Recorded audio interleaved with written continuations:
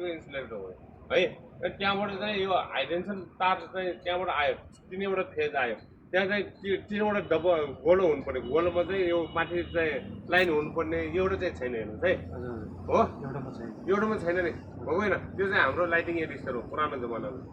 अहिलेको लाइटिङ एडिस्टर भनेको यो हो, हेर्नु यो माथि डन्डा राखेर त्यो माथि यसो फुल जस्तै राखेको छ नि, त्यो लाइटिङ एडिस्टर हो। त्यसको 30 डिग्री एङ्गलसम्म 30 डिग्री एङ्गलसम्म चाहिँ चट्याङ पर्दा पनि त्यहाँबाट चाहिँ त्यसको रेबाट चाहिँ त्यहाँ नपर्न नगइकन त्यहाँ परेर चाहिँ ग्राउन्ड गरिदिन्छ। अब यसमा चाहिँ कसरी सेफ्टी हुन्छ भने त्यहाँबाट चाहिँ लिकेज भएको धेरै चाहिँ भोल्ट आयो भने चाहिँ माथिबाट धेरै भोल्ट आयो अथवा चाहिँ चट्याङ पऱ्यो भने त्यहाँबाट ग्राउन्ड गरिदिन्छ। ऊ ग्राउन्ड गरेको छ हेर्नु छैन, ठुलो मोटो तार राखेको हो।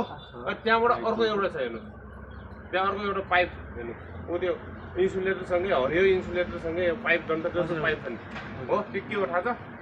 एउटा चाहिँ डाइरेक्ट राखेको उयो बाटो चाहिँ पाइप राखेको छ नि, पाइप ट्युबलाइट 1 फिटको पाइप जस्तो राखेको छ नि। ट्युबलाइट जस्तो दुईवटा छ त त्यहाँ, एउटा मात्रै छैन यो छेउकोमा चाहिँ। एउटा चाहिँ डाइरेक्ट राखेको, त्यो भनेको यो 400 फिट यो छेउको चाहिँ त्यो पाइप चाहिँ यो 400 फिट हो। त्यो धेरै चाहिँ अब यहाँ आगलागी भयो यस्तो भयो उसमा इमर्जेन्सी भयो भने त्यो चाहिँ त्यो डन्डा जस्तो यसो गोलो राखेको छ नि, त्यो हुक छिराएर चाहिँ फाल्टो तान्छ, बुझ्नुभयो? अनि त्यहाँबाट चाहिँ आएर चाहिँ कहाँ जान्छ भन्दा कहाँ गइरहेको छ भन्दा ट्रान्सफर्मरमा गइरहेको छ। ट्रान्सफर्मर भनेको हाम्रो दुई किसिमको हुन्छ, एउटा स्टेप अप ट्रान्सफर्मर हुन्छ, एउटा स्टेप डाउन ट्रान्सफर्मर हुन्छ। भोल्टेज बढाउँछ भने त्यसलाई स्टेप अप ट्रान्सफर्मर भनिन्छ, भोल्टेज डाउन गरिन्छ भने त्यसलाई स्टेप डाउन ट्रान्सफर्मर भनिन्छ। यसमा चाहिँ 11,000 भोल्ट 440 भोल्ट गरेको छ होइन।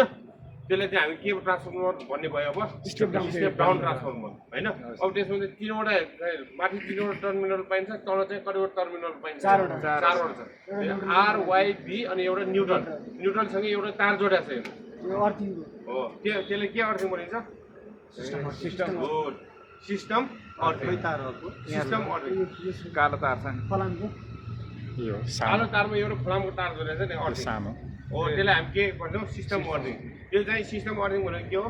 यो ट्रान्सफर्मरको स्टार पोइन्ट अथवा न्युट्रल पोइन्टमा जोडिने अर्थिङलाई हामी के भन्छौँ? सिस्टम अर्थिङ भनेर भन्छौँ। अनि त्यहाँ माथिको चाहिँ 3वटा फेज होइन, आरवाइबी बोल्न सुरु भयो। आर र वाइको मान चेक गर्दाखेरि 440 भोल्ट हुन्छ, वाइ र भीको मान चेक गर्दाखेरि 420 भोल्ट हुन्छ, भी र आरको चेक गर्दाखेरि 420 नै हुन्छ। अनि यो न्युट्रल र आर फेज र न्युट्रल चेक गर्दाखेरि 220 हुन्छ। अनि वाइ र चाहिँ न्युट्रल चेक गर्दाखेरि 220 हुन्छ। अनि ब्लू र न्युट्रल चेक गर्दाखेरि 220 नै हुन्छ। त्यहाँबाट आएको तार चाहिँ कहाँ गयो भन्दाखेरि यहाँ हेर्नु एउटा कुरा यहाँनिर यो जुन यो तार हालेको छ नि न्युट्रलको लागि, त्यो तामाको तार हो कि कस्तो तार? त्यो होइन तामाको फलामको कुन चाहिँ? यो न्युट्रलको लागि न्युट्रलमा हाल्नु सिस्टम अर्थिङको लागि तामाको हो, तामाको हो र तामा हो। फलामको पनि हाल्छ त?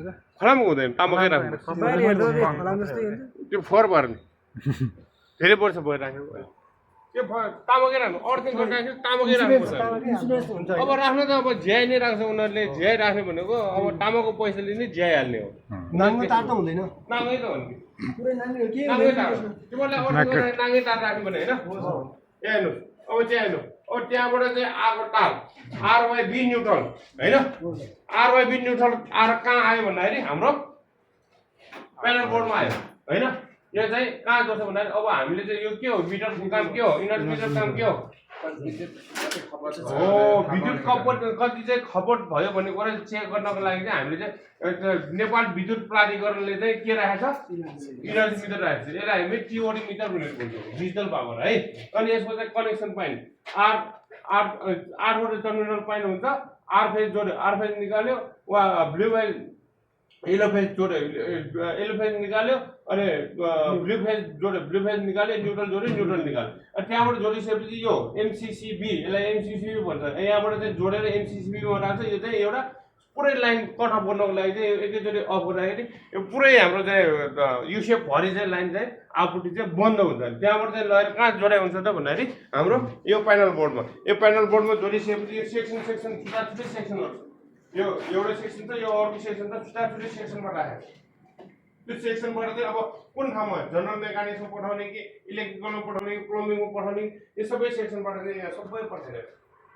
ब्यालेन्स लोड गर्दै लोड ब्यालेन्स गर्ने यहाँबाट फेरि कुरो यसमा भनेको के अरे तिनटै फेस मात्रै हालेको हुन्छ होइन न्युट्रल चाहिँ हुँदैन न्युट्रल हुँदैन एमसिसिबी माउन्टेड केस सर्किट ब्रेकर है त्यसमा चाहिँ अब फेज तिनटैबाट फेज हुन्छ न्युट्रल आजभोलि न्युट्रल जोड्ने पनि आइसकेको छ आजभोलि न्युट्रल जोड्ने पनि आइसकेको छ त्यसमा चाहिँ न्युट्रल जोडेको छैन फेज मात्र जोडेको छ अनि यो सबै वायरिङ चाहिँ हामीले चाहिँ सबै चाहिँ कन्ट्रोल गर्छौँ यहाँ चाहिँ आएर सबै रिपेयर एन्ड मेन्टेनेन्सदेखि लिएर सबै हामीले चाहिँ गर्नु पर्यो यो सबै वायरिङ चाहिँ प्रायः जस्तो मैले नै गरिरहेको यहाँ यो सेपभरि कहाँ के कसरी चाहिँ बत्तीहरू पठाउने सबै यहीँबाट चाहिँ गरेर त्यो सबै पुरानो हो यो चाहिँ बनाउनु पर्ने हो बनाउन सकिरहेको छ यहाँबाट हामीले 3 फेज 2 फेज बनाएर पठाएर ए सिंगल फेज बनाएर यहाँबाट 3 फेज चाहिँ पठाउनु त्यहाँबाट चाहिँ हाम्रो अर्को छुट्टै हामीले चाहिँ त्यहाँबाट ल्याएर चाहिँ यो हाम्रो तिमीहरूले चाहिँ सर्ट सर्किट गर्दाखेरि ठ्याक्क ट्रिप हुन्छ नि हो त्यहाँ पठाएर त्यहाँबाट चाहिँ हामी सिङ्गल फेज दिँदैछ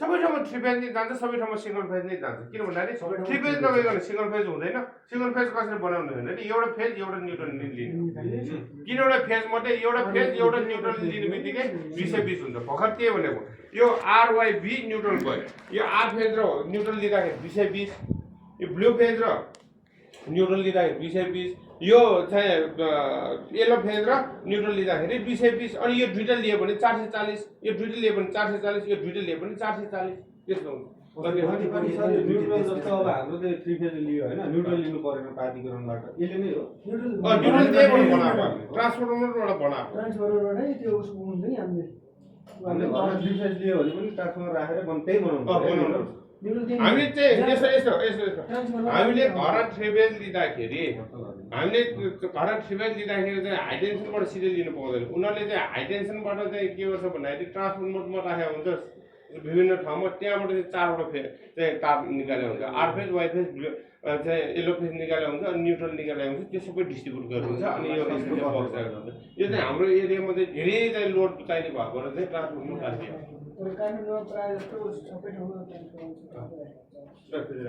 सर यो अर्थिङको न्युट्रल जुन यहाँबाट ल्याएको छ नि यो चाहिँ हामीले चेक पनि गर्ने गरेको